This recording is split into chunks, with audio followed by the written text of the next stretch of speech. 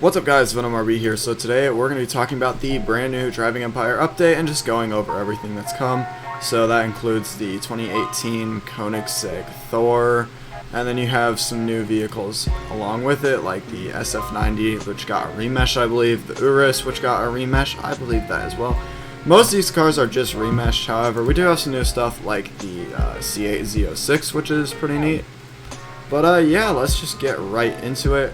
Special thanks to Hydro, aka Twin Turbo Prius. Links to his YouTube channel will be down in the description if you want to subscribe. All of these cars I'm using in this video are literally his. I don't own any of them, so it couldn't be done without him. So yeah, shouts to him. Alrighty, so the first car we're going to be checking out is the most anticipated and overall just the one people were hyped for the most, which is the Koenigsegg Thor. Now this car is limited. It's going to be up for 4 days, and it's basically 8 million. It's 7.99 whatever, basically $8 million for this car, and you have 4 days to get it. Now this one is max upgraded, and it tops out at 319 miles per hour without any boost, and then with boost 360ish. And yeah, as Hydra just said, it is basically an older version of the Hydra, just built on top of, I believe, the AGR RS sort of body. I'm not entirely sure. Now here's the interior. You do have a working speedometer, which is pretty cool.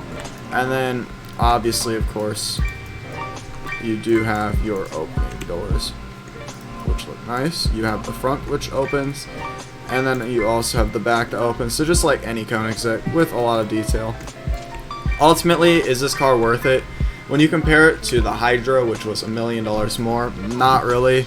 This car doesn't really perform extremely well. I might do an in-depth review on it tomorrow or sometime like that, or maybe you can compare it to the Hydra.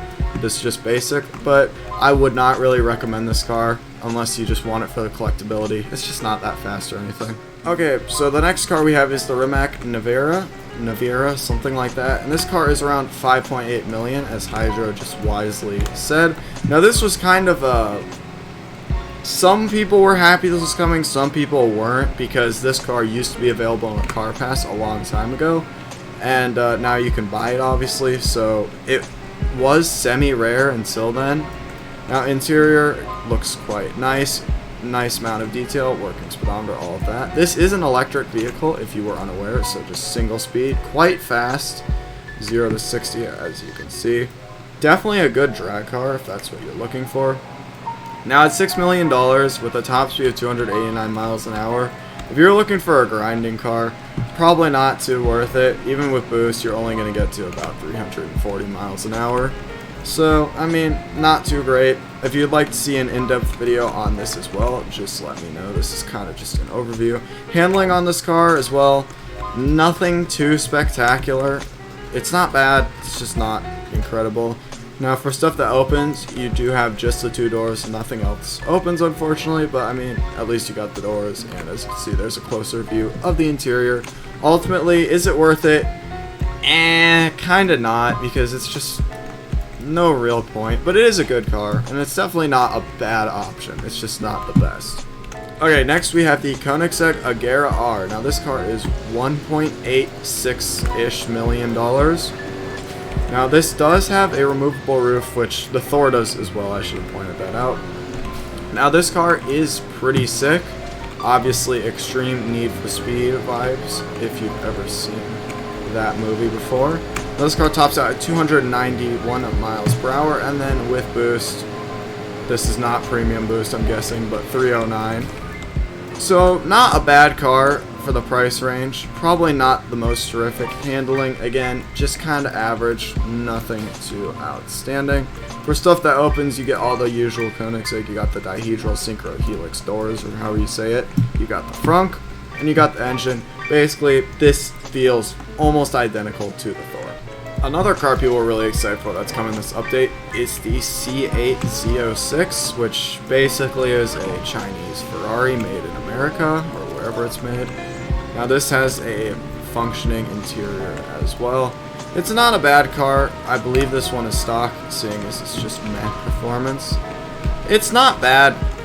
It's probably a good starter car. The handling is pretty decent, honestly. I can't lie. It actually handles pretty well. As for stuff that opens up, you just have the 2 doors, which open like boring car doors, not dihedral synchro helix doors.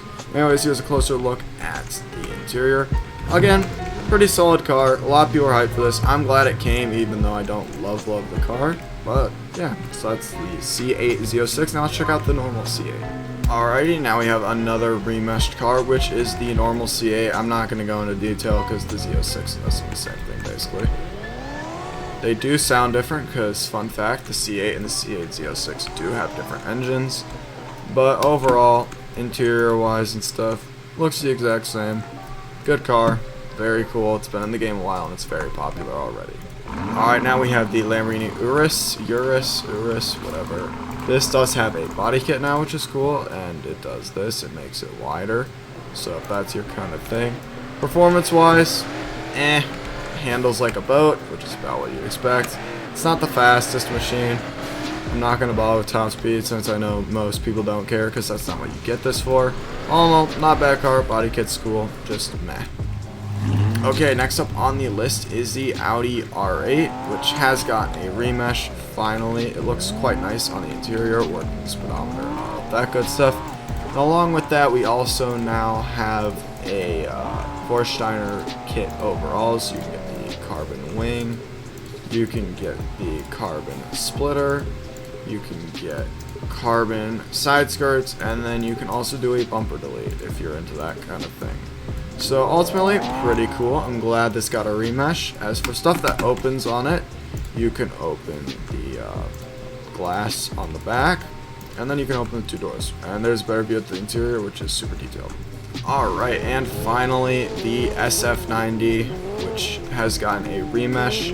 So the interior looks better. Working gauges, again, which are pretty sick. Again, I'm not going to go too crazy because this car's already been in the game for a while now.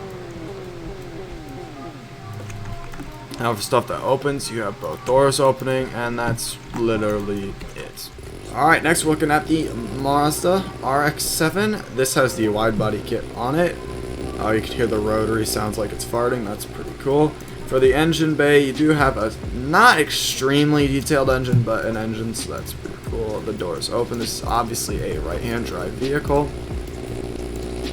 For interior, it's kind of not very detailed, which is a bit unfortunate. This car was also, for a lot of people, mixed emotions on coming back, as this was a Halloween event car, unless I'm mistaken. I believe it was a Halloween event car. And there weren't tons, but according to Borges, there were 500,000, so either there weren't many or there were a bunch. I'm not sure.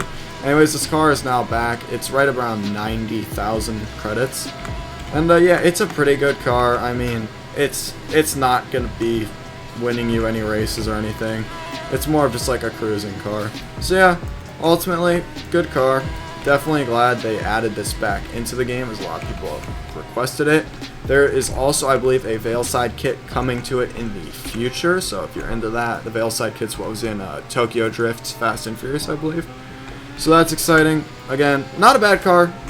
Definitely not for the money, just more of a collector's car.